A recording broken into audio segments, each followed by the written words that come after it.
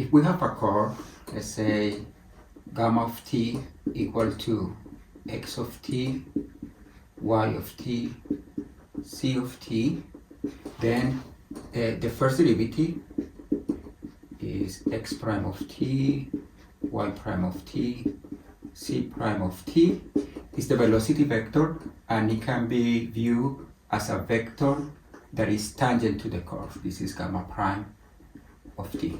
We can also compute the second derivative, and this vector is called the acceleration. And this one is the velocity.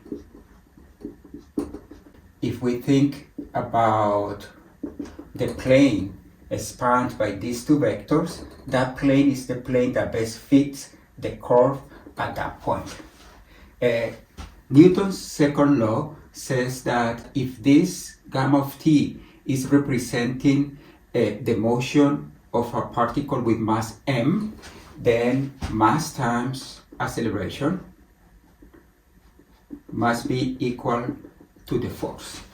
For example, if gamma of t is equal to x of t, y of t, 0, let's suppose that is a curve in the plane, and this force, the force acting on this particle, is 0, negative 9.8 times m times 0, then this reduces to a differential equation. In this case, it says mass times the acceleration, which is x double prime of t, y double prime of t, 0, equal to 0, negative 9.8 times the mass times 0.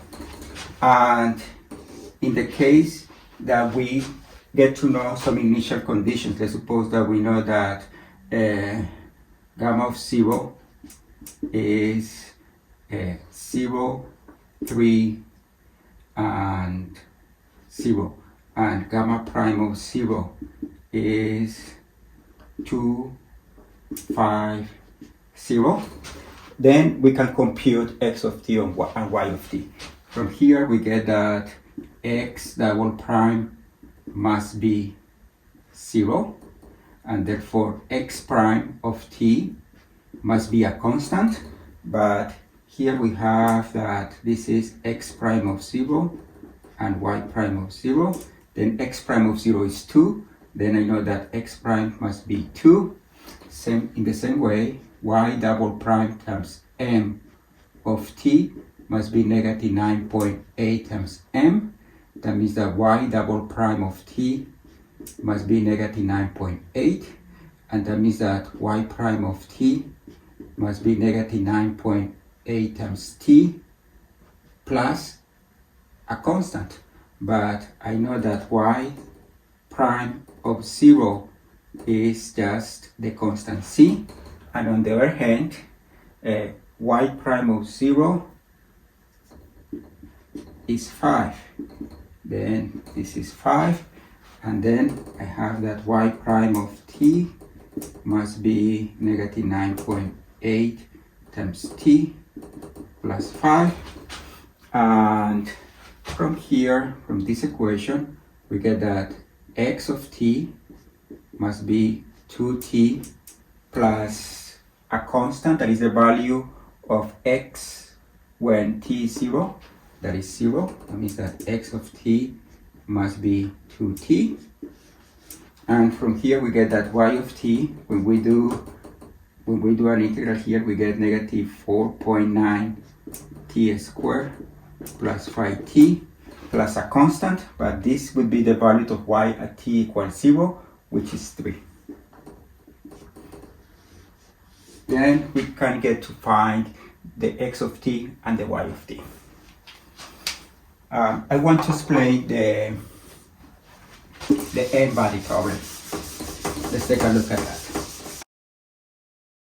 Let's do the case of the three-body problem, and the n-body problem would be similar.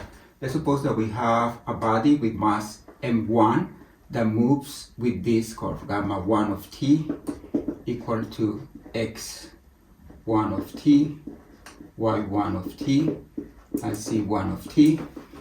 And we have another mass 2 that moves with this along with this curve.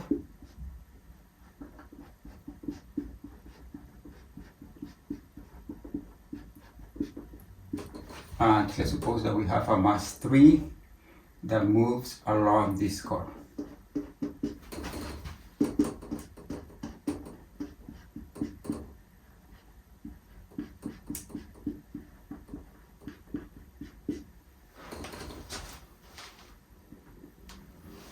Then the gravitational law says that this body produces a force on this body in this direction, and the magnitude of this force, let's call this the force that the body 3 makes on the body 1, and the magnitude of that force is equal to the product of the two masses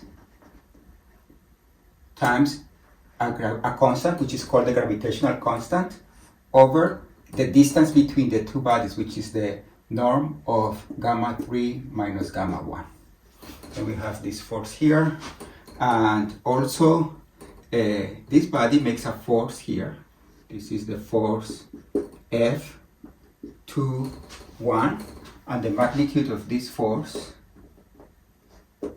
is just m1 times m2 times the gravitational constant over gamma 2 minus gamma 1. The magnitude, sorry, I forgot a square here, the magnitude is square.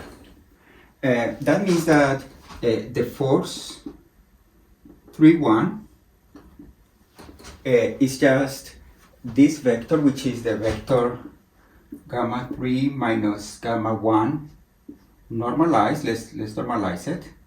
Gamma 3 minus gamma 1, right? But then the length of that vector is m1 times m3 times g over norm of gamma 3 minus gamma 1 squared. Then we end up with this expression for this force, something similar for F of 2,1, and then we will end up with this equation that governs the motion of this. We have that mass 1 times the acceleration. Let me just write down the acceleration. x1 double prime, y1 double prime, c1 double prime. I'm not making the t. This must be equal to this force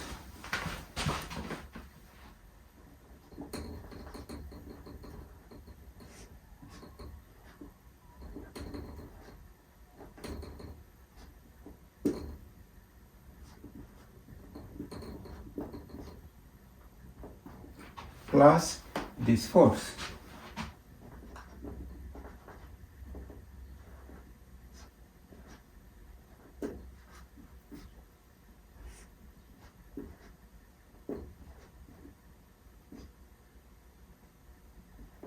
So here this is a cube, right? Because when you multiply these two, you get a cube.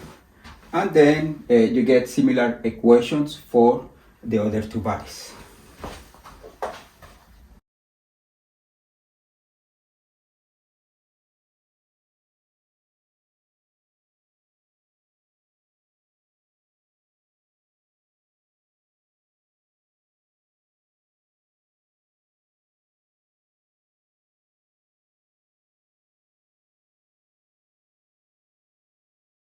We get this system of equations. Notice that we can write them one by one, like x1 double prime times m1 equal to, and then the first entry of this part, which would be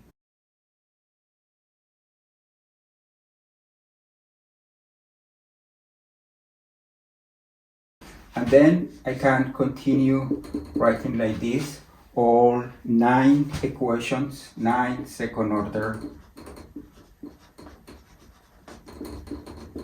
equations. Right? And if we have initial conditions, if we know the initial position of all the bodies and the initial velocities, then we will get to know the motion by solving the differential equation, which almost always is almost impossible to solve explicitly. Something that makes this differential equation very difficult is this denominator, right? Which involves like all the functions, and there is a radical in the denominator.